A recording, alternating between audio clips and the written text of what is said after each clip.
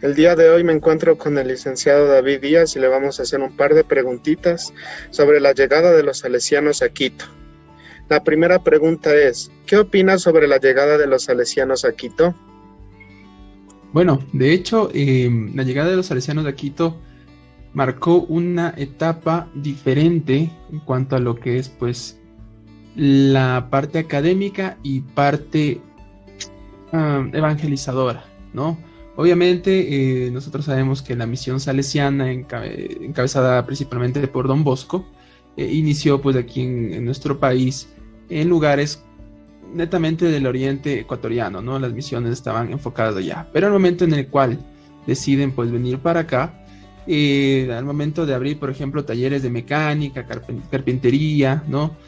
Posteriormente la parte primaria, y luego ustedes, bueno, se conoce cómo es el crecimiento que tuvo en sí la misión salesiana aquí en la ciudad, por lo cual yo opino que fue una de las mejores oportunidades que pudo haber tenido en sí la educación para formarnos, una vez más insisto, de la mejor manera en cuanto al académico y asimismo con la enseñanza, con el sistema preventivo de Don Bosco, la parte evangelizadora. Muy bien, Licen, excelente respuesta. La segunda pregunta es, ¿qué impacto dio la llegada de los salesianos en la educación de los jóvenes? De hecho, pues aquí la parte principal, ¿no? Se podría englobar en lo que corresponde al carisma salesiano. ¿Qué es esto del carisma salesiano? Bueno, ustedes más que nadie como nosotros, ¿sí? Ustedes como estudiantes, nosotros como docentes, sabemos que lo nuestro pues no es una educación regular. ¿A qué me refiero con esto? Nosotros no solamente formamos académicamente, sino de una manera integral, ¿verdad? No solamente sacamos buenos profesionales, sino también excelentes personas, o bueno, ese es el objetivo, ese es el fin, eso es lo que Don Bosco quiso para nosotros y que nosotros también pues lo hagamos con ustedes.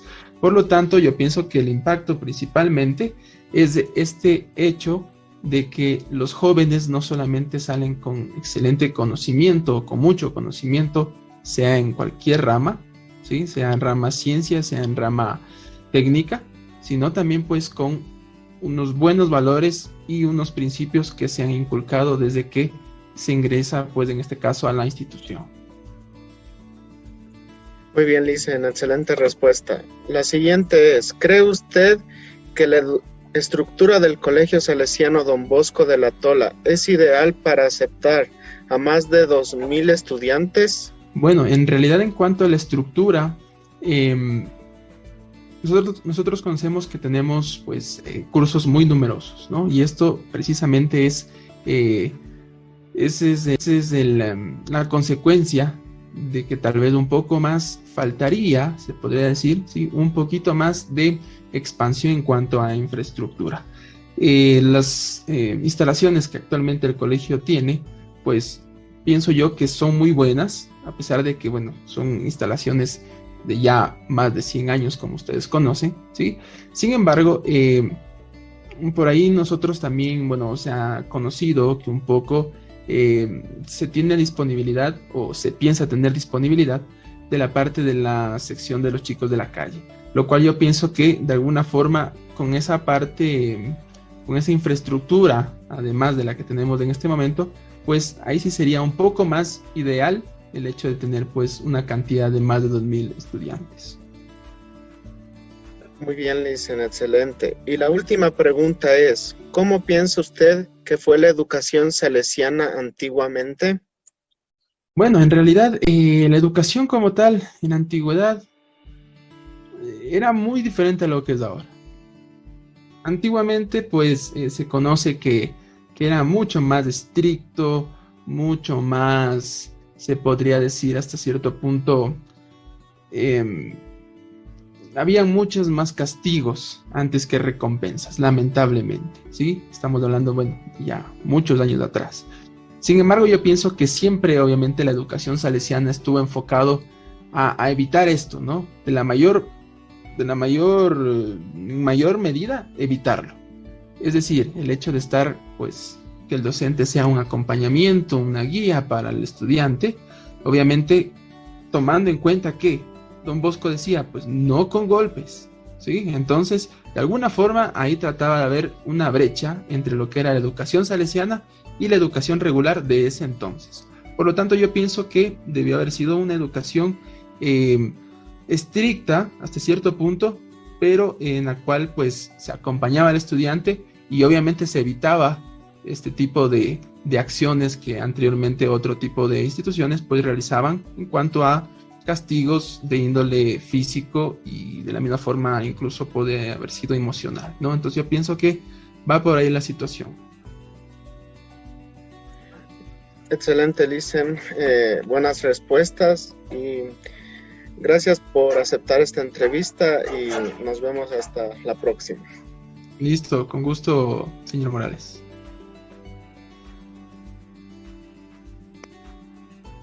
En la historia cronológica sobre la educación salesiana en Quito, podemos decir que esta actividad comenzó en el año 1896 en el barrio de La Tola. Se abren talleres de mecánica y carpintería. La escuela primaria y la iglesia dedicada a María Auxiliadora, fundada por el presidente García Moreno. En este año había un incremento del comercio de la capital, la cual promovía que los estudiantes inicien un proceso de educación por la demanda del trabajo. En el año 1947, el Ministerio de Educación publica la autorización y el funcionamiento del Colegio Técnico Salesiano Don Bosco, con todos los cursos completos en La Tola, para conceder títulos técnicos de mecánica automotriz, mecánica industrial, carpintería y artes prácticas. Los salesianos de Quito apuntan al fortalecimiento del proyecto de la Kennedy con la apertura del bachillerato en artes industriales, 1971, con varias especialidades y 150 estudiantes, 35, procurando ponerse al tono con el interés estatal por la industrialización. En 1980 se declara al plantel como fiscomisional Don Bosco de La Tola. La demanda de estudiantes y el crecimiento urbano empujó a los salesianos a obtener la autorización para abrir el ciclo básico, actualmente conocido como octavo, noveno, décimo, años de educación general básica. Para el año lectivo 1998 y 1989, se concretó y empezó a funcionar como colegio completo. Con el pasar del tiempo, ha habido muchos cambios en la institución. En el 2002, suspende el ciclo post-bachillerato para otorgarles el reconocimiento a la categoría de Colegio Técnico Experimental, con las especializaciones de mecánica industrial y electricidad, electrónica, dando paso a nuevas especialidades como ciencias y bachillerato internacional. En el año 2020, el colegio tiene las mismas especialidades, pero optó otra modalidad virtual debido a la pandemia actual. En las primeras instituciones salesianas se impartían las siguientes materias: matemática, razonamiento lógico, dibujo, música, mecánica, electricidad, computación, educación física, lengua extranjera, enseñanza religiosa, proyectos escolares y asociación de clase.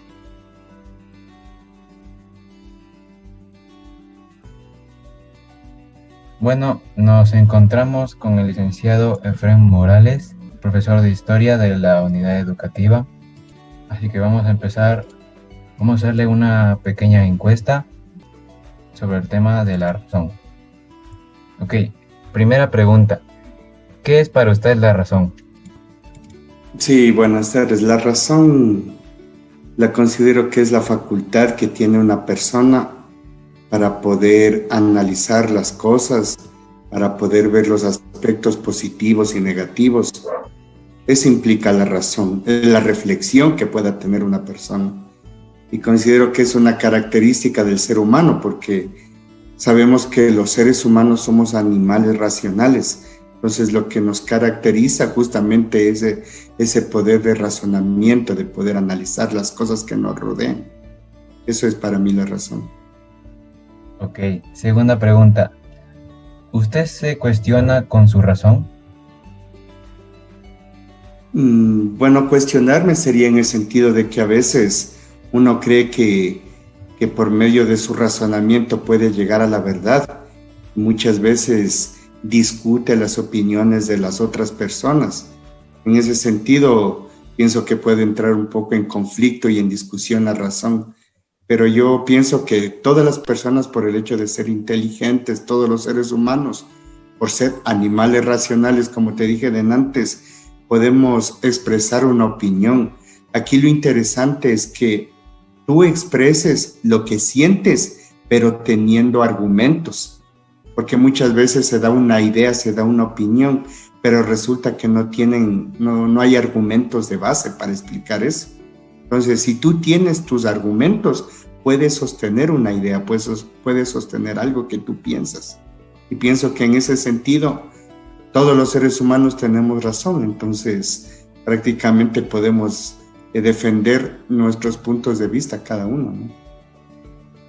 Ok, bastante interesante.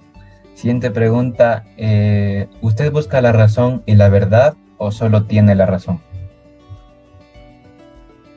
Bueno, yo una vez escuché que decía que los seres humanos tenemos razonamiento, pero no podemos llegar a la verdad, porque la verdad absoluta solamente la tiene Dios. Entonces, yo pienso de esa manera, que solo Dios es la verdad, solo Dios tiene la verdad de todas las cosas. Nosotros como seres humanos tenemos nuestro razonamiento y podemos dar una opinión, pero como seres humanos podemos también fallar. Es como el otro día les decía a mis alumnos, aprovechando la pregunta que me estás haciendo, les decía, por ejemplo, en el caso del conflicto de límites entre Ecuador y Perú, Ecuador va a decir, nosotros tenemos la verdad, Perú nos invadió, y Perú va a decir lo mismo, nosotros tenemos la verdad, Ecuador nos invadió. Entonces, ¿quién mismo tiene la verdad? La verdad absoluta la tiene Dios. Lo que nosotros podemos hacer es plantear nuestros argumentos para demostrar el razonamiento, ¿no? Mostrar el razonamiento que tenemos como seres humanos. Eso es lo que te podría decir al respecto. Muy bien. La última pregunta es, ¿cree que está bien tener la razón? Bueno, como te acabo de decir, todos los seres humanos tenemos la razón, pero una cosa es tener la razón y otra cosa es tener la verdad. Entonces, la verdad es algo distinto. Todos los seres humanos tenemos razón porque somos inteligentes, porque somos más desarrollados que los animales. En resumen, como te dije al principio, somos animales racionales. Todos tenemos la posibilidad de poder reflexionar, de poder dar una idea en base a ciertos argumentos, ¿no es cierto?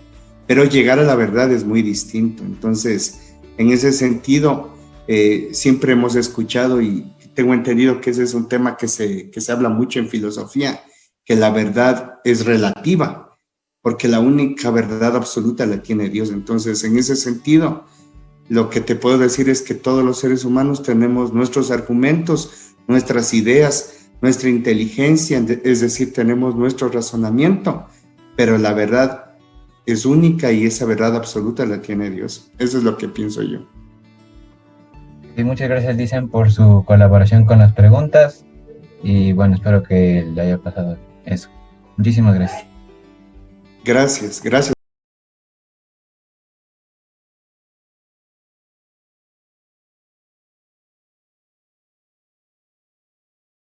formación técnica estuvo presente en los pocos hermanos salesianos que permanecieron en el Ecuador después de su expulsión.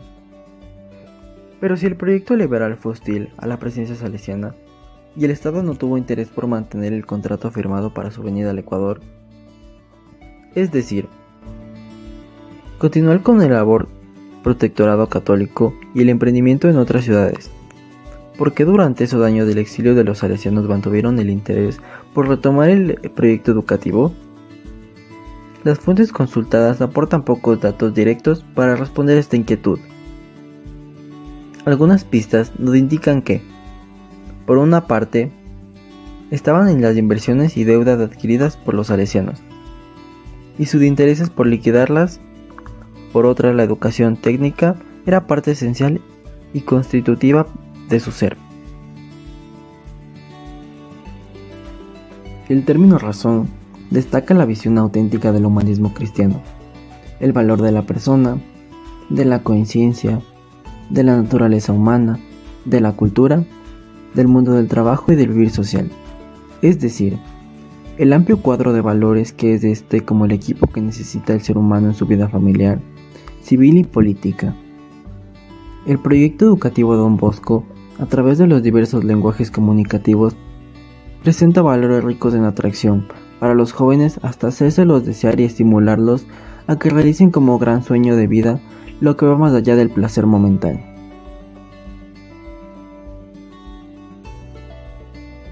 Nos encontramos con el licenciado Gabriel Narváez, licenciado de Historia en la Unidad Educativa Don Bosco de la Tola.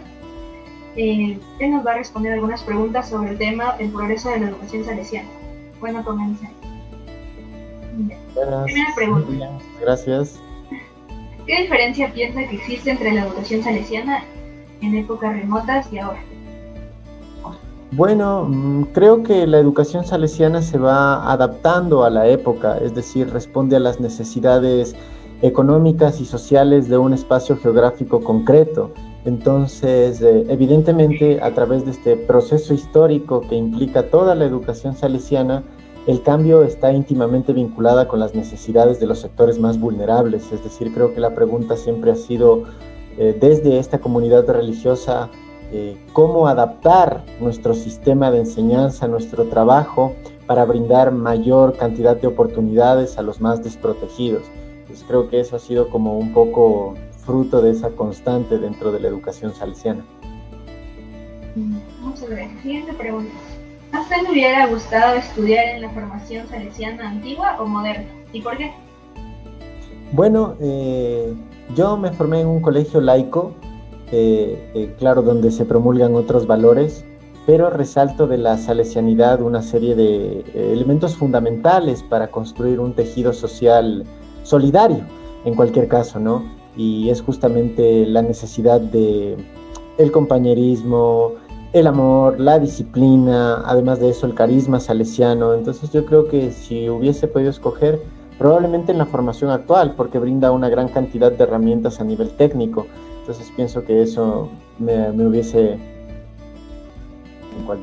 Siguiente pregunta. ¿Qué es lo que más le impacta al decir progreso de la educación salesiana? Lo que más me impacta es entender que hay un proceso histórico de 125 años. Es difícil sostener procesos educativos, procesos de cualquier tipo a nivel histórico durante más de un siglo. Es justamente por eso que los colegios que ya tienen, digamos, más de 100 años desde su fundación se vuelven tradicionales. Y ese es el caso del Don Bosco de la Tola, por ejemplo. Lo más impactante es que se haya podido sostener en el tiempo. No es complicado iniciar o terminar un proceso, probablemente lo que es más complejo es siempre sostenerse con ese vigor, con esa vigencia y sobre todo con esta perspectiva de atender a los sectores más vulnerables de la sociedad. Muchas gracias por la entrevista. A ustedes, gracias. Modos de estudio. Visual. El aprendizaje visual se define como un método de enseñanza y aprendizaje que utiliza un conjunto de organizadores gráficos, métodos visuales para ordenar información, con el objetivo de ayudar a los estudiantes, mediante el trabajo con ideas y conceptos, a pensar y aprender más efectivamente. Auditivo. El aprendizaje auditivo es un método de enseñanza que se dirige a los estudiantes cuyo estilo se orienta más a la asimilación de información a través del oído.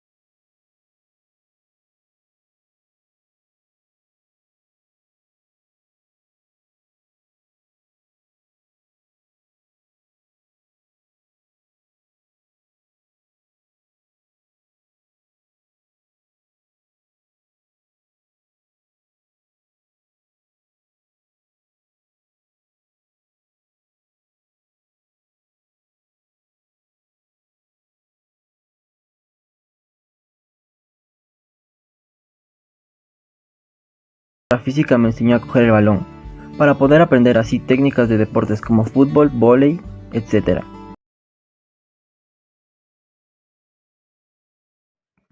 El reverendo Robert Stirling inventó el motor y lleva su nombre y lo patentó en 1816. Es un motor de combustión externa frente a los tradicionales motores de gasolina o diésel de combustión interna que mueven los vehículos. El motor opera una fuente de calor interna, que puede ser incluso solar o nuclear, y el sumidero de calor. La diferencia de temperaturas entre ambas debe ser muy grande. En el proceso de conversión de calor en el trabajo del motor Stirling, alcanza un rendimiento superior a cualquier otro motor real, acercándose hasta el máximo posible al motor ideal Carnot. Ciclo de Stirling teórico. Un motor ideal Stirling consta de los procesos termodinámicos, tal como se lo muestra en la figura de un diagrama de presión-volumen. Supongamos que n moles de un gas es encerrado en un recipiente con un embolo que se puede desplazar. El gas experimenta los procesos. Proceso 1-2. Es una expansión isotopérmica de la temperatura, T1, desde el volumen inicial, V1, al volumen final, V2. Variación de energía interna.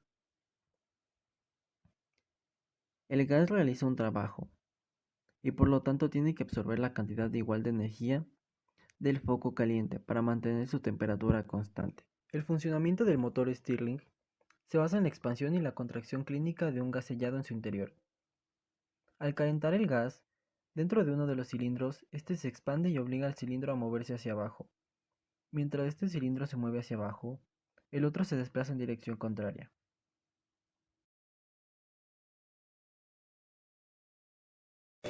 ¿Qué es la educación y la religión? Podemos decir que hay un cierto por ciento de personas satisfechas con la modalidad virtual salesiana. También se deduce que la modalidad sincrónica salesiana es la mejor modalidad para los estudiantes salesianos.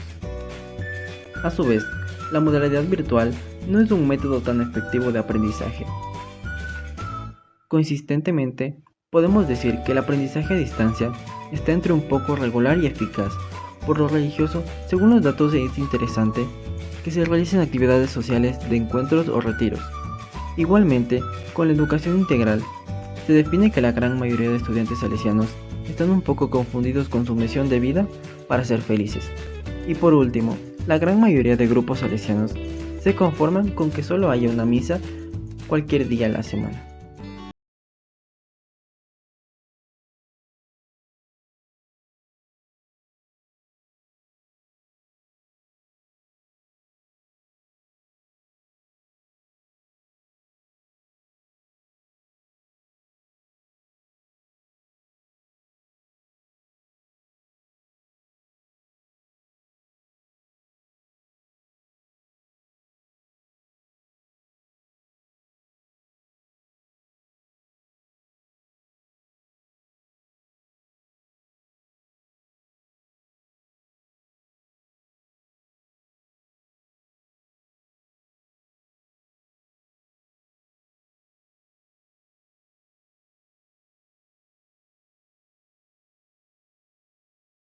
Fomentando el compañerismo en la institución.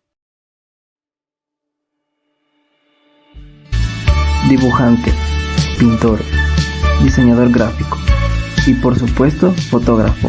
Ese es Sebastián del Grosso, un amante de las artes, cuyo mayor y mejor reto ha sido ser capaz de combinar las disciplinas del dibujo y la fotografía en su serie de Sketch of a Life.